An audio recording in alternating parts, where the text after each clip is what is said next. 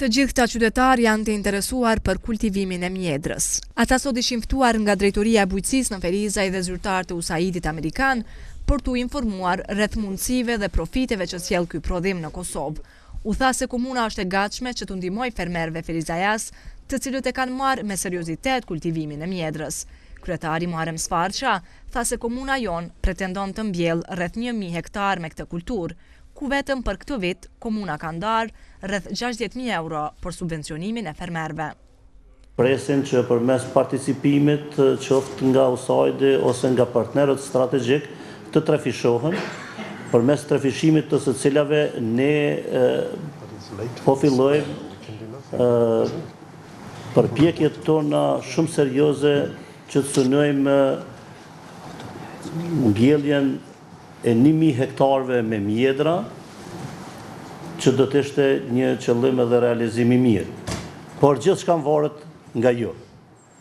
Ne jemi vetëm për të koordinuar aktivitetet tona bashkë dhe për të krijuar mundësi dhe lehtësira për gjetjen e partnerëve strategjik dhe për gjetjen e partnerëve me të cilët ne do të bashkëpunojmë në orientimet strategjike për shtrirjen e kësaj bime në mënyrë që tokat djerrina që shpeshherë janë parasyve tonë, të kemi mundësinë që të shndrojmë në toka pjellore dhe dobi prurse, përmes saj ne po ashtu edhe të zvoglojmë shkallën e papunësisë dhe në të njëjtën kohë të rrisim gjendjen ekonomike dhe mirëqenien e përgjithshme sociale të qytetarëve tonë.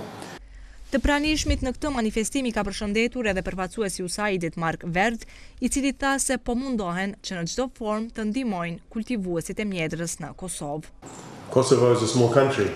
Kosova është një vend shumë i vogël dhe ne duhet të jemi shumë të sigurt dhe duhet të dini ju si fermer që të kultivoni produkte të kualitetit të lartë dhe që të jeni në përputhje me standardet të ushqimit.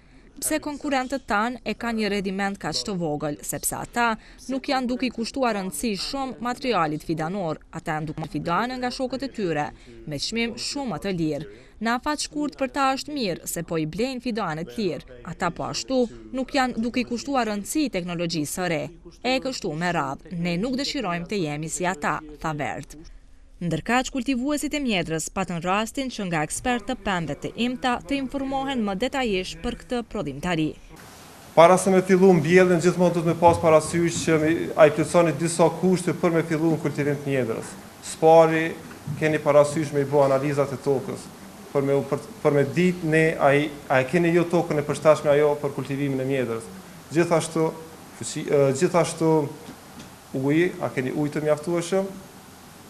Fuqia punëtore, a keni fuqi të mjaftueshme punëtore për t'i menaxhuar sipërfaqet me mjedër, se shpesh vinë zyret e ne më thrasin telefon, dëshiroj që t'i mbjelli 5 hektar me mjedër, dëshiroj që t'i mbjelli 10 hektar me mjedër. Unë gjithve ju sugjeroj që sipërfaqja më e mirë është 50 ari deri 1 hektar, që ta testoni dhe vlerësoni vetveten se a mundi më shumë që të menaxhoni apo do që ta zvogloni sipërfaqen. Të pranishmit në këtë aktivitet i kanë përshëndetur edhe përfaqësues Ministrisë së Punës, ndërkaq fermerët patën shumë pyetje e kërkesa për këtë kulturë. U tha se toka e rajonit të Ferizajt është njëra ndër më të përshtatshmet për mbjelljen dhe kultivimin e mjedrës.